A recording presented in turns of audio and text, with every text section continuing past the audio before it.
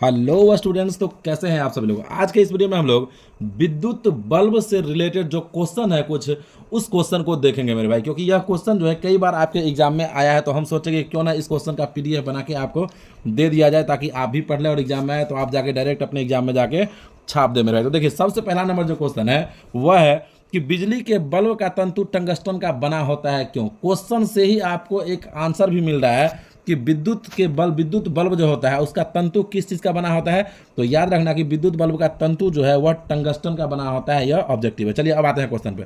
तो क्वेश्चन है कि बिजली के बल्ब का तंतु जो है वह टंगस्टन का बना होता है क्यों। तो आइए समझते हैं।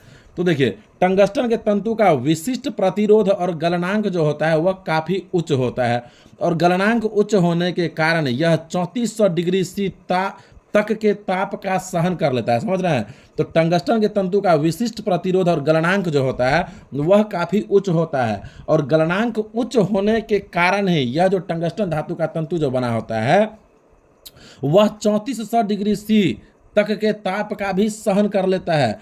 साथ ही विशिष्ट प्रतिरोध अधिक होने के कारण ऊर्जा का क्षय जो है वह I²RT, यहाँ पे ये स्क्वायर है याद रखिएगा, I²RT तंतु को जो है वह गर्म कर देता है। ठीक है ना, क्या करता है, गर्म कर देता है। और तंतु अत्यधिक गर्म होकर प्रकाश उत्सर्जित करने लगता है। यही कारण है कि बिजली के बल्ब का तंतु जो होता है वह टंगस्टन का बना होता है। समझ में आ रहा है आपको, एक बार रिवीजन कर लीजिए। तो टंगस्टन के तंतु का विशिष्ट प्रतिरोध और गलनांक जो होता है वह काफी उच्च होता है। गलनांक उच्च होने के कारण यह 3400 डिग्री सेल्सियस ताप तक के ताप का सहन कर लेता है। विशिष्ट प्रतिरोध अधिक होने के कारण ऊर्जा का क्षय I²RT तंतु को गर्म करता है, और तंतु जो है वह अत्यधिक गर्म होकर प्रकाश उत्सर्जित करने लगता है।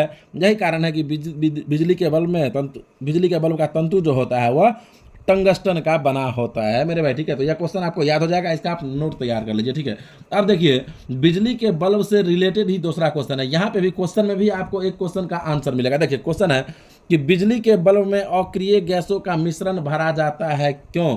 तो आपसे ऑब्जेक्टिव क्वेश्चन पूछेगा कि बिजली के बल्ब में गैस भरा रहता है, ऑप्शन में कहीं ना कहीं पे अक्रिय गैस रहेगा, तो उसमें आपको टिक करना रहता है। तो यहाँ देखिए, यहाँ भी क्वेश्चन से आपको एक आंसर भी मिल रहा है मेरे भाई, और यह ऑब्जेक्टिव कई बार आपके एग्जाम में आया है ना। तो देखिए इसका आंसर क्या हो जाएगा। तो देखिए, आंसर है कि टंगस्टन का तंतु जो होता है वह हवा की उपस्थिति में गर्म होकर वाष्पित हो जाता है। टंगस्टन का तंतु जो होता है वह हवा की उपस्थिति में गर्म होकर वाष्पित हो जाता है, जिससे विद्युत बल्ब क्या होता है, फ्यूज हो जाता है। अब इसी को रोकने के लिए क्या किया जाता है, तो तंतु को वाष्पित होने से बचाने के लिए बल्ब में जो है ना नाइट्रोजन और आर्गन जैसे अक्रिय गैसों का मिश्रण भर दिया जाता है। यही कारण है कि बिजली के बल्ब में अक्रिय गैसों का मिश्रण भरा जाता है। यही आपका आंसर हो जाएगा मेरे भाई। तो यह दोनों क्वेश्चन है जो बिजली के बल्ब से रिलेटेड है। यह भौतिकी के चौथे अध्याय जो है आपका विद्युत धारा, उसी में हम लोग पढ़ते हैं विद्युत बल्ब, बिजली का बल्ब, उसी से रिलेटेड यह दोनों क्वेश्चन है मेरे भाई।